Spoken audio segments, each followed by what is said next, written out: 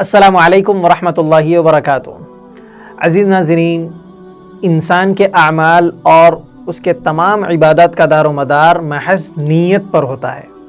اگر انسان کی نیت محض اللہ رب العزت کی رضا کے لیے ہو، اگر وہ اعمال اللہ رب العزت کے لیے ہی کر رہا ہے صرف، تو پھر اس بندے کے اعمال تمام کے تمام قبول ہوں گے۔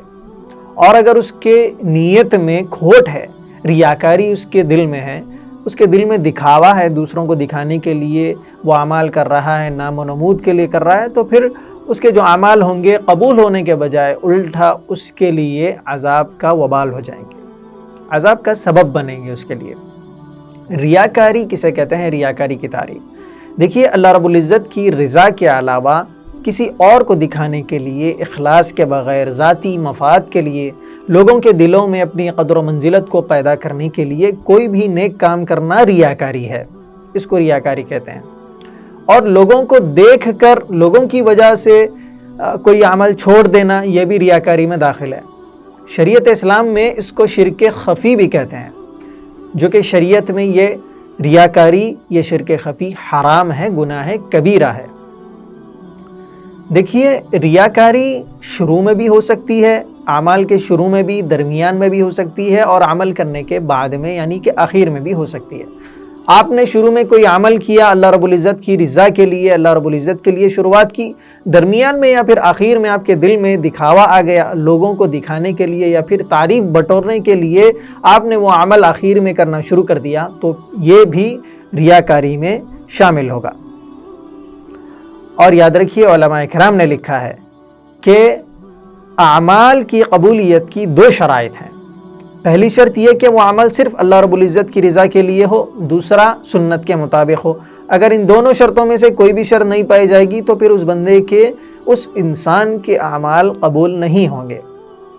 اور ریاکاری ایسی بری صفت ہے، بہت ہی زیادہ ایسی بری صفت ہے کہ اس کی وجہ سے مسلمان کے بڑے سے بڑے نیک اعمال بھی اللہ کے یہاں رائی کے دانے کی برابر بھی حیثیت نہیں رکھتے۔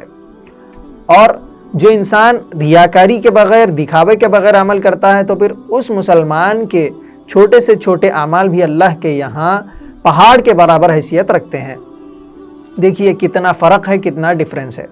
حضرت علی کرم اللہ وجہہ نے ریاکار کی 3 علامات بتلائی ہیں، 3 نشانیاں آپ نے بتلائی ہیں۔ پہلا یہ کہ جب وہ تنہائی میں ہوگا، اکیلے ہوگا، تو عمل میں سستی کرے گا۔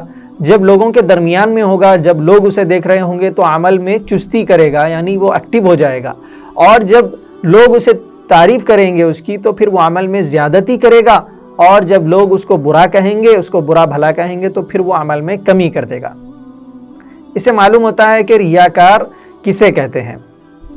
اس کے علاوہ اللہ رب العزت نے قرآن کریم میں ریاکاری کی سخت مذمت فرمائی ہے۔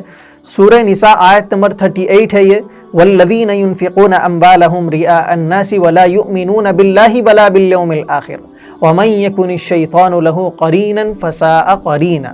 اس کا ترجمہ ہے، دیکھیے، جو لوگ اپنا مال لوگوں کے دکھاوے کے لیے خرچ کرتے ہیں اور اللہ تعالیٰ پر اور قیامت کے دن پر ایمان نہیں رکھتے، اور جس کا ہم نشین اور ساتھی شیطان ہو، وہ بدترین ساتھی ہے۔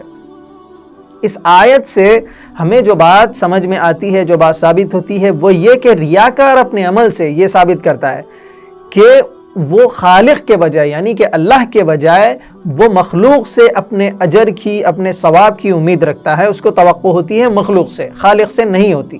بلکہ ہونا تو یہ چاہیے کہ خالق سے، یعنی اللہ رب العزت سے، اس کو اجر کی امید ہونی چاہیے۔